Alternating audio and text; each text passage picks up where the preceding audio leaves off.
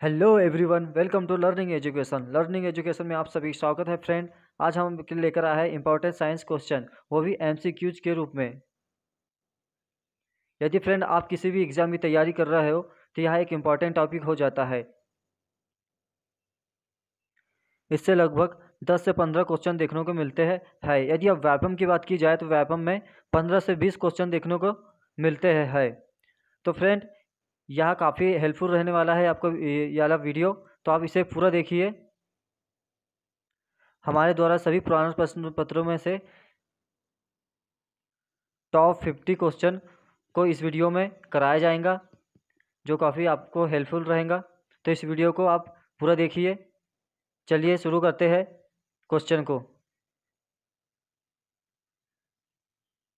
Video शुरू करने से पहले आपको बता दूं फ्रेंड, यदि आपने हमारे चैनल लर्निंग एजुकेशन को अभी तक के सब्सक्राइब नहीं किया है तो सब्सक्राइब जरूर करें और बेल आइकन को दबाना ना भूलें, ताकि आपको समय समय पर हमारे नए वीडियो के नोटिफिकेशन प्राप्त हो सके। तो चलिए एक एक करके सभी क्वेश्चन को सॉल्व करते हैं।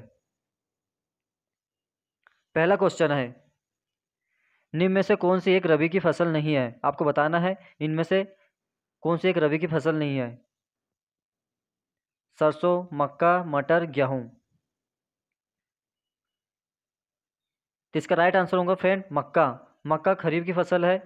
मक्का, सोयाबीन, धान ये सब खरीफ की फसल है। बाकी सभी गेहूं और राई, सरसों वगैरह सब रबी की फसल है। चलिए अगले क्वेश्चन पे बढ़ते हैं। अगले क्वेश्चन की बात की जाए तो अगला क्वेश्चन है, एक पशु जो संक्रमित व्यक्ति से दूसरे संभावित वाहक में रोग संचारित करता है उसे कहा जाता है। आपको बताना है इसमें से क्या कहा जाता है। माध्यमिक वाहक, प्राथमिक वाहक, वेक्टर, परजीवी। तो इसका राइट आंसर होगा फ्रेंड वेक्टर। उसे वेक्टर कहा जाता है। नेक्स्ट क्वेश्चन है, लीला ने शैल चिकित्सा कराई और वह धीरे धीरे स्वस्थ हो रही है। उस कोशिकांग का नाम बताइए जो सर्वाधिक सक्रिय होना चाहिए।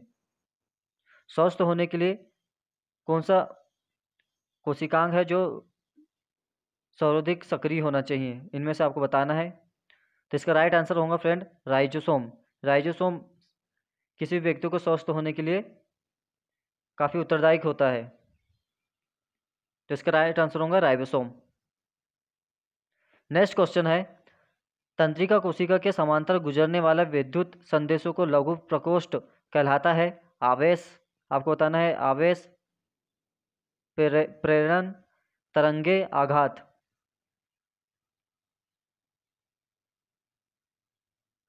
तो इसका राइट आंसर होगा फ्रेंड आवेग। चलिए अगले क्वेश्चन पे आते हैं। अगला क्वेश्चन, उस गैस का नाम बताइए जो ग्लूकोज के अवयवी भंजन के दौरान मुक्त होती है।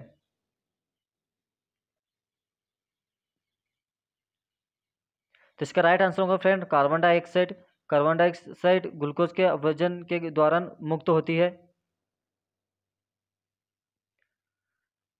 नेक्स्ट क्वेश्चन है, कोशिका झिल्ली के निर्माण के लिए आवश्यक प्रोटीन और लिपिड निम्न के द्वारा निर्मित होते हैं। अंतराद्रव्यी जालिका, गाल्जी उपकरण, माइक्रोकांडिया, जीवद्रव कला। तो इसका राइट आंसर होगा फ्रेंड अंतराद्रव्यी जालिका। कोशिका में मुख्य रूप से दो जाली होती है, एक कोशिका भित्ति जो प्रोटीन और लिपिड से बनी होती है। यह कोशिका में अंदर से बाहर जाने वाले जितने भी कार्बनिक और अकार्बनिक पदार्थों के रक्षा करती है एक प्रकार से। अगला क्वेश्चन है, प्राकृतिक संसाधनों की मांग में वृद्धि के लिए कौन सा कारक मुख्य रूप से उत्तरदायी है। आपको बताना है कि प्राकृतिक संसाधनों की मांग में वृद्धि के लिए कौन सा कारक उत्तरदायी है। पर्यावरणीय प्रदूषण, जीव निम्न संसाधनों का उपयोग, बढ़ती हुई मानव जनसंख्या, वैज्ञानिक आधुनिकीकरण। यदि इस क्वेश्चन की बात की जाए तो फ्रेंड बढ़ती हुई मानव की जनसंख्या, जिसके कारण ही मांग बढ़ती जा रही है किसी भी चीज़ की, चाहे वो खाद्यान्न हो, उद्योग हो। आप तो जैसे समझ सकते हैं भारत की जनसंख्या कहाँ पहुँच रही है, जिसके कारण हमें खाद, फूड प्रोसेसिंग, कृषि वगैरह की ज़्यादा आवश्यकता हो रही है।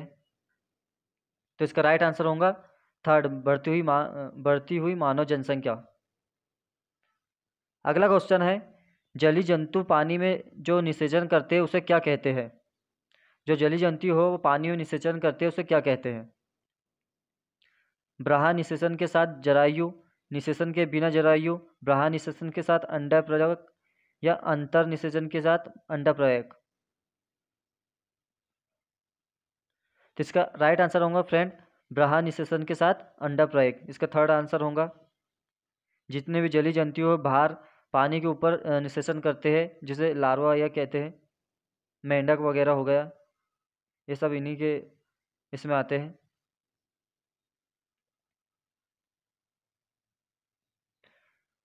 इसका नेक्स्ट क्वेश्चन है, दो समांतर रेखा कितने बिंदुओं पर प्रतिच्छेद करेंगी? ये फिजिक्स क्वेश्चन है फ्रेंड।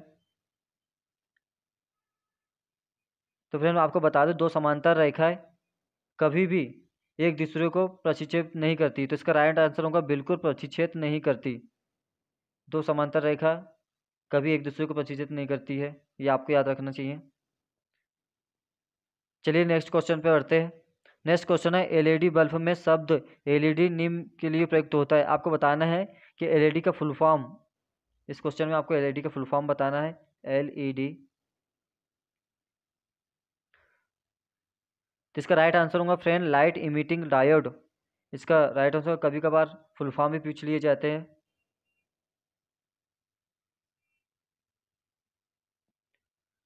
चलिए आगे बढ़ते। प्रकाश जब वायु से जल में प्रवेश करती है तो अपवर्तन कोण होता है?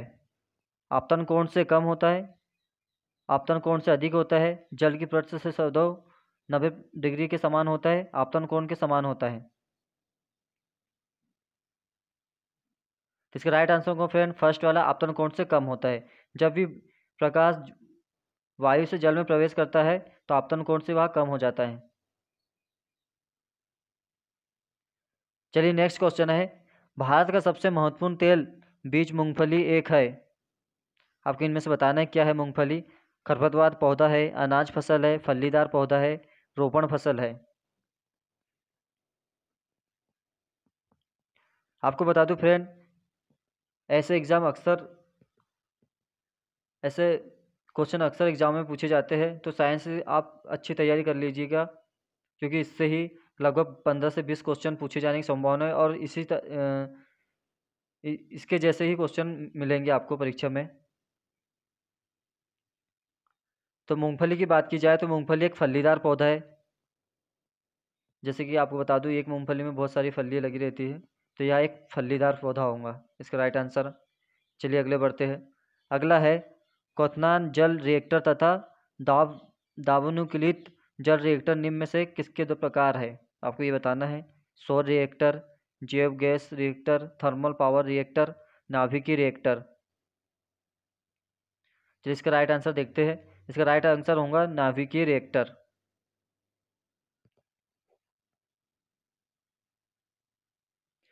नेक्स्ट है, चाकू से तीक्ष्णतर कर्तन किस किनारे होते हैं क्योंकि यहाँ आपको 4 ऑप्शन दिए, आपको इसमें से बताना है। एक तरह से चाकू में जो धार वाला वो होता है क्षेत्र, वो क्यों होता है इसमें बताया है, ऐसा पूछा है इसमें।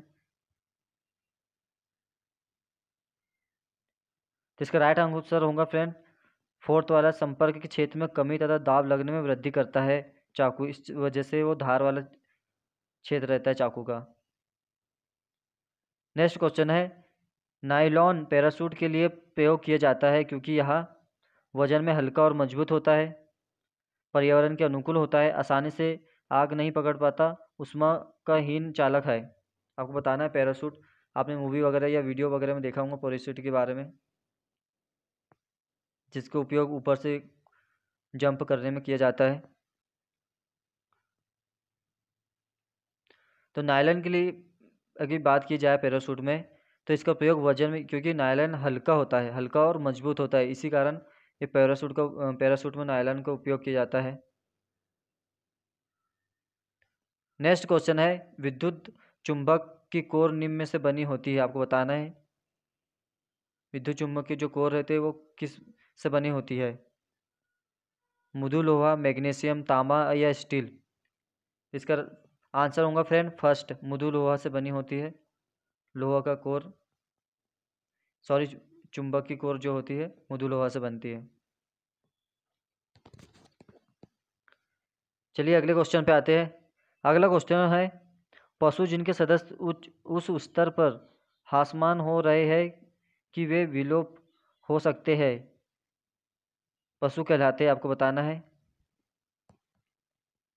इसका राइट आंसर होगा फ्रेंड लुप्त प्राय।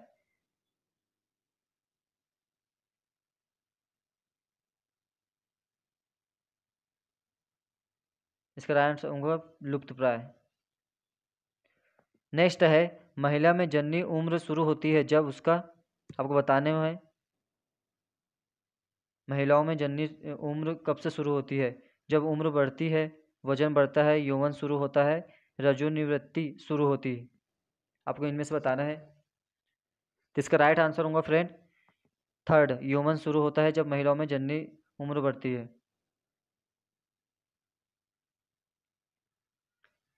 नेक्स्ट क्वेश्चन से पहले आपको बता दूं फ्रेंड, यदि हमारे द्वारा जीआई टैग जो अभी नवीनतम प्राप्त हुए अक्टूबर 2021 तक, वो हमारा वीडियो एक अपलोड कर दिया गया है। आपने यदि उस वीडियो को नहीं देखा है तो आप हमारी प्लेलिस्ट में जाकर देख सकते हैं। उसमें सभी अभी तक जितने भी जीआई टैग मिले हैं उन सभी को कवर कराया गया है, तो काफ़ी हेल्पफुल होगा आपके लिए वह वीडियो। उस वीडियो को आप ज़रूर देखें। चलिए नेक्स्ट बढ़ते हैं। नेक्स्ट है, 11 वर्ष और 18 वर्ष के बीच आयु कहलाती है, आपको बताना है। 11 से 18 वर्ष की आयु को क्या कहते हैं? तो इसका आंसर होगा फ्रेंड किशोरावस्था। किशोरावस्था में होते हैं 11 से 18 वर्ष। यदि बाल अवस्था की बात की जाए तो 1 से 6 वर्ष की उम्र बाल अवस्था कहलाती है।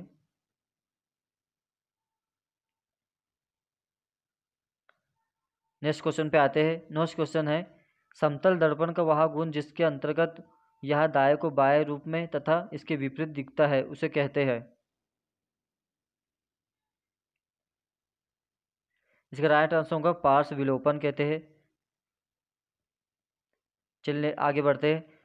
दिल्ली में डीटीसी बसों में डीजल और पेट्रोल का प्रयोग सीएनजी द्वारा प्रतिस्थापित कर दिया है, क्योंकि आपको इनमें से बताना है। डीजल और पेट्रोल का उच्च कैलोरीजन मान होता है। डीजल और पेट्रोल समाप्त हो जाने वाले प्राकृतिक संसाधन है। सीएनजी एक स्वच्छ एवं प्राकृतिक गैर प्रदूषक ईंधन है। सीएनजी एक नवीकरणीय प्राकृतिक संसाधन है।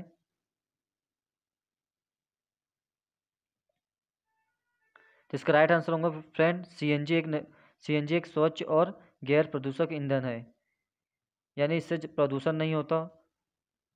इससे काफ़ी कहे तो अगर इनकी तुलना की जाए डीजल और पेट्रोल की तुलना में, ये कम प्रदूषण होता है, काफ़ी कम होता है। इस कारण दिल्ली में मोटर वाहनों में सीएनजी का प्रयोग किया जाता है। आजकल देखा जाए तो यह लगभग सभी बड़े बड़े शहर में सीएनजी का प्रयोग किया जाने लगा है।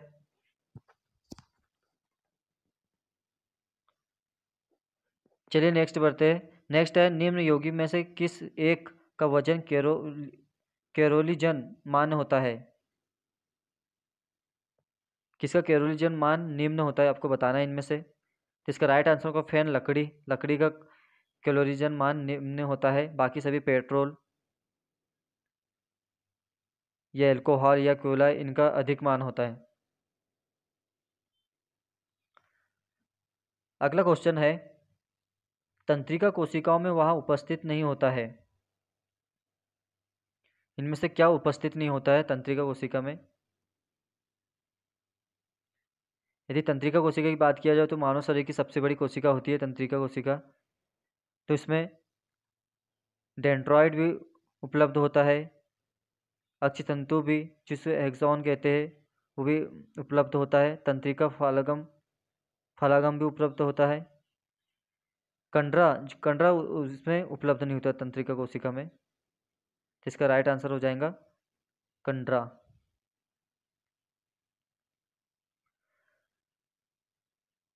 आपको बताना है एड्स के लक्षित अंग का नाम बताइए। इसमें आपको एड्स के लक्षित अंग बताना है।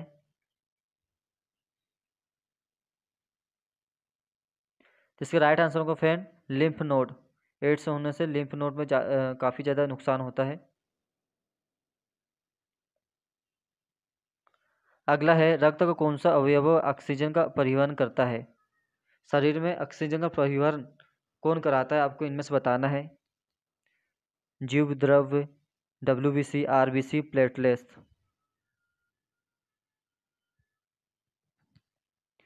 तो इसका राइट आंसर होगा फ्रेंड RBC, ऑक्सीजन का परिवहन करता है। ये जो क्षेत्र WBC इसका आंसर होगा, श्वेत रत्न कणिकाएं जिसे कहते हैं। इसका राइट आंसर होगा सेकेंड WBC।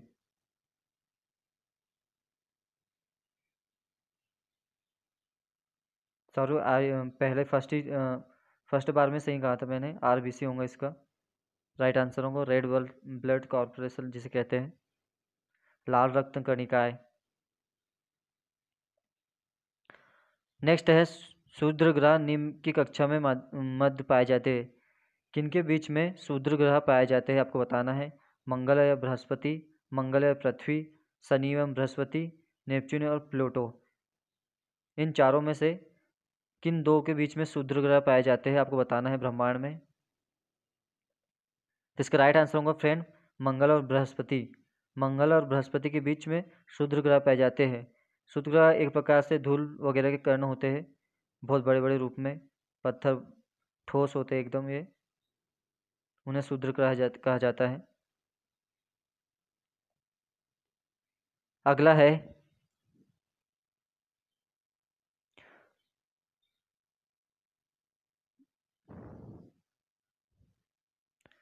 सूर्य में ऊर्जा का स्रोत होने का कारण क्या है। सूर्य एक प्रकार से जो ऊर्जा देता है सभी ब्रह्मांड में,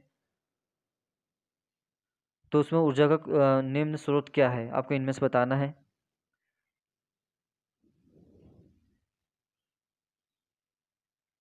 तो इसका राइट आंसर होगा फ्रेंड हाइड्रोजन का हीलियम में रूपांतरण। हाइड्रोजन और हीलियम मुख्यतः सूर्य में पाई जाती है, इसी की वजह से यह ऊर्जा उत्पन्न करता है।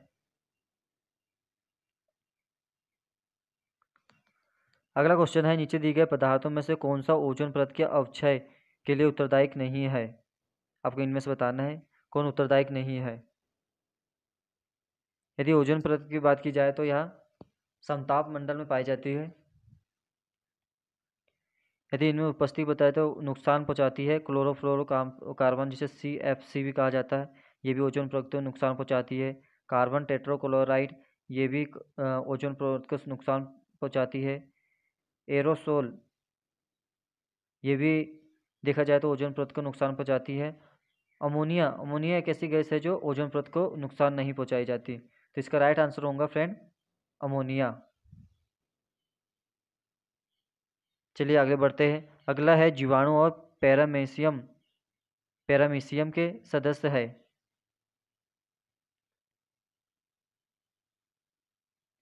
इसका राइट आंसर होगा प्रोटिस्टा। प्रोटिस्टा है जीवाणु। एक प्रकार से जीवाणु देखा जाए तो प्रोटिस्टा के सदस्य होते हैं। अगला है उपकरण के निम्नलिखित समूह का उपयोग मिश्रण के घटकों को अलग करने के लिए किया जाता है।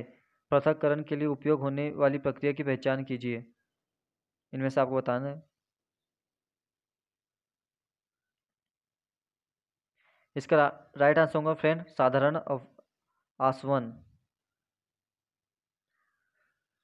अगले क्वेश्चन में बढ़ते हैं। अगला क्वेश्चन है जब किसी भी परिनालिका से होकर विद्युत धारा प्रवाहित होती है तो यह खालिस्तान के रूप में कार्य करता है। इनमें से बताना है आपको किस रूप में कार्य करता है।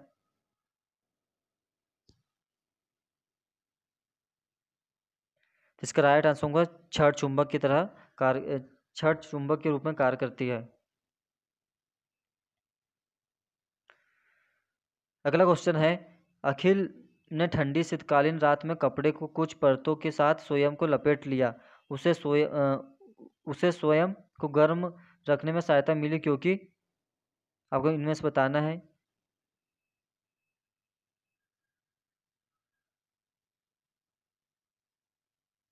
तो इसका राइट आंसर होगा फ्रेंड सेकेंड, कपड़ों के बीच फंसने वाली हवा उष्मा का एक खराब संवाहक होती है। नेक्स्ट है, भारत का सबसे महत्वपूर्ण तेल बीज मूंगफली एक क्या है? सॉरी, ये रिपीट हो गया। इसका राइट आंसर का फलीदार पौधा है एक मूंगफली। नेक्स्ट क्वेश्चन है, गर्म जल प्राप्त करने के लिए सोलर वाटर हीटर का उपयोग नहीं किया जा सकता। किस दिन में सोलर वाटर का उपयोग नहीं किया जा सकता? गर्मी के दिनों में, धूप वाले दिनों में, पवन वाले दिनों में, बदली वाले दिनों में। तो इसका राइट आंसर होगा फ्रेंड बदली वाले दिनों में। यदि बदली रहेंगी आसमान में तो सूर्य प्रकाश मिलेगा ही नहीं, जिससे वह चार्ज नहीं हो पाएगा। इस वजह से गर्म जल प्राप्त करने के लिए बदली वाले दिन में सौर ऊर्जा का उपयोग नहीं किया जा सकता। तो इसका राइट आंसर होगा फोर्थ नंबर का, बदली वाले दिनों में। चलिए आगे बढ़ते हैं। अगला है, निम्न में से मुकुलन के माध्यम से अलैंगिक प्रजनन होता है। अब बताना मुकुलन के माध्यम से अलैंगिक प्रजनन किससे होता है? तो इसका राइट आंसर होगा हाइड्रा। हाइड्रा में होता है ऐसा अलैंगिक प्रजनन।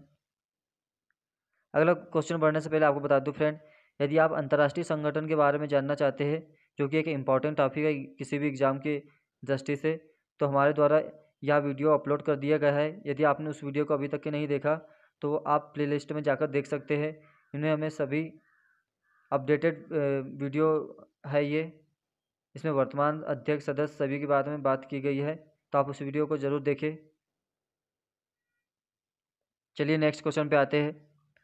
नेक्स्ट है, अंतः शोषण के दौरान श्वसन तंत्र से होकर वायु के मार्ग का सही क्रम है। आपको बताना है कि श्वसन तंत्र से होकर जब वायु शरीर में जाती है मानव के शरीर में, तो किन किन अंगों से होकर जाती है। आपको क्रम बाय क्रम बताना है इसमें। जिसका राइट आंसर होगा फोर्थ।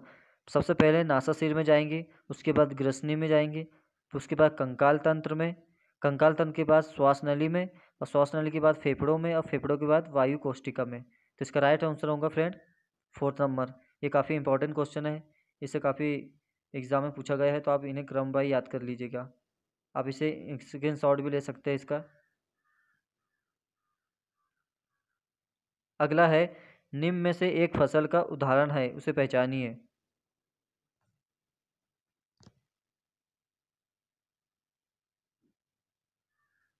तो इसका राइट आंसर होगा खेत में उगाए जाने वाले अनेक गेहूं के पौधे एक फसल का उदाहरण है। जब गूथे हुए आटे को रोलिंग पिन या बेलन से दबाया जाता है तो लगाया गया बल परिवर्तित करता है। आपको क्या क्या परिवर्तित करता है, आपको इनमें से बताना है। दिशा, माप, आकार, गति। तो इसका राइट आंसर होगा फ्रेंड आकार। आकार प्रदान करता है जब भी यदि रोटी को गुठी हुई रोटी को रोलिंग को जब बेलन से दबाया जाता है तो एक आकार, निश्चित आकार देता है।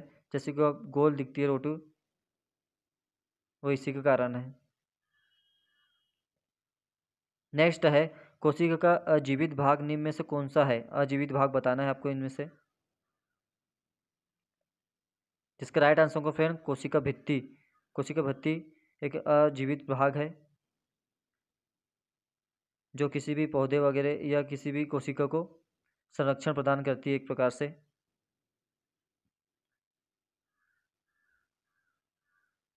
तो इसका राइट आंसर होगा कोशिका भित्ति। नेक्स्ट है, ताल मत्स्य पालन के लिए कौन सी आम मछलियों का चयन किया जाता है? ताल मत्स्य पालन एक कहे तो तालाब, इसे तालाब भी कह सकते हैं। तालाब में मत्स्य पालन के लिए कौन सी आम मछली का चयन किया जाता है? तो इसका राइट आंसर का फैन कैटलस, रोहू, मृगल, आमकार्य और ग्रास कार्य। इसका फोर्थ ऑप्शन सही है इसका। अगला है, उपकला ऊतक की कोशिकाओं में अंतर कोशिकीय स्थान नहीं होता है क्योंकि वे उनका कार्य सुरक्षात्मक होता है। इसका राइट आंसर होगा थर्ड। चलिए नेक्स्ट क्वेश्चन है, पादप कोशिका भित्ति निम्न से बनी होती है, आपको बताना है। जैसे कि मैं आपको पहले बता चुका हूँ कि किससे बनी होती है, सेलुलोज से बनी, प्रोटीन और सेलुलोज से बनी होती है कोशिका भित्ति।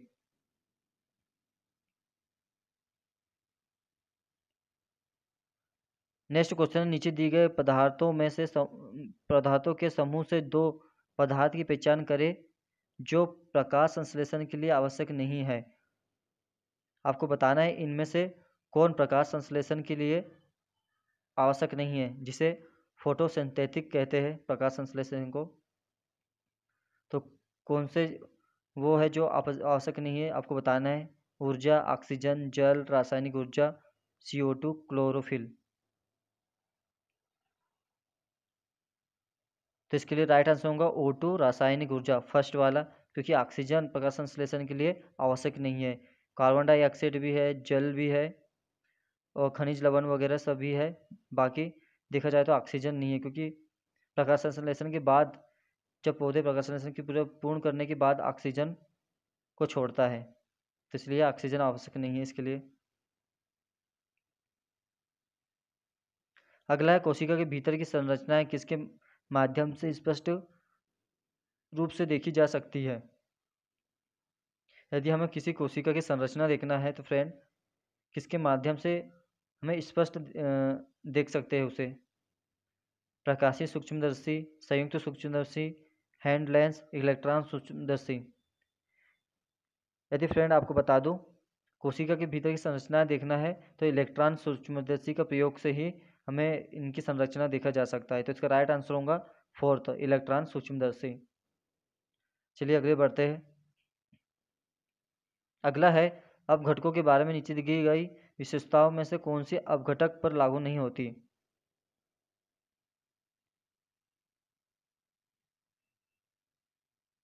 तो इसका राइट आंसर को फिर वे खाद्य श्रृंखला में अगले पौष्टिकता स्तर पर ऊर्जा स्थानांतरित करते हैं। इसका फर्स्ट वाला सही होगा।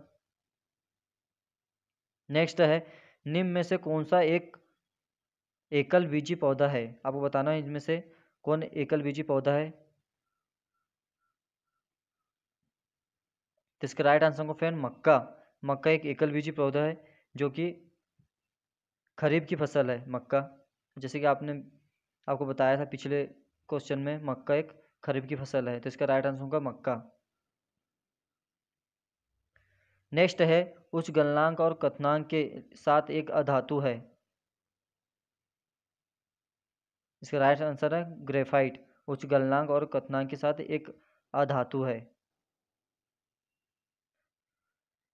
अगला है, हमारे घर में विद्युत उपकरण जुड़े होते हैं। आपको बताना है कि हमारे घर में जो भी उपकरण जुड़े होते हैं जैसे कि फ्रिज, कूलर, पंखा, टीवी वगैरह जो जुड़े होते हैं वो किस क्रम में जुड़े होते हैं।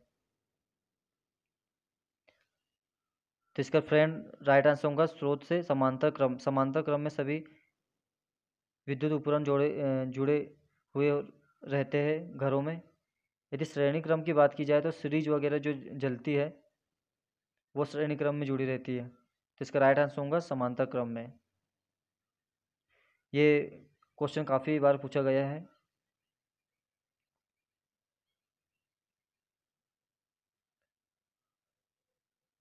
तो फ्रेंड कैसे लगा यह वीडियो हमें कमेंट बॉक्स में आप बता सकते हैं और अपने सुझाव भी ज़रूर दें। यदि वीडियो अच्छा लगा है तो इसे अधिक से अधिक शेयर करें और लाइक करें ताकि सभी लोगों के पास यह वीडियो मिल जाए। और इससे साइंस के ऊपर से ही आज का क्वेश्चन है, आपके लिए एक सवाल है। आपको बताना है मानव शरीर का सबसे मजबूत अंग कौन सा होता है, आपको ये बताना है। आप इसे कमेंट बॉक्स में भी बता सकते हैं। यदि फ्रेंड अभी तक के आपने हमारे चैनल को सब्सक्राइब नहीं किया है तो इसे सब्सक्राइब जरूर कर ले और बेल आइकन को दबाना न भूलें। चलिए अगले वीडियो का हमारा अगला वीडियो आएगा हिस्ट्री के MCQs के रूप में, तो उस वीडियो को भी जरूर देखिए। तब तक के लिए थैंक यू, गुड बाय।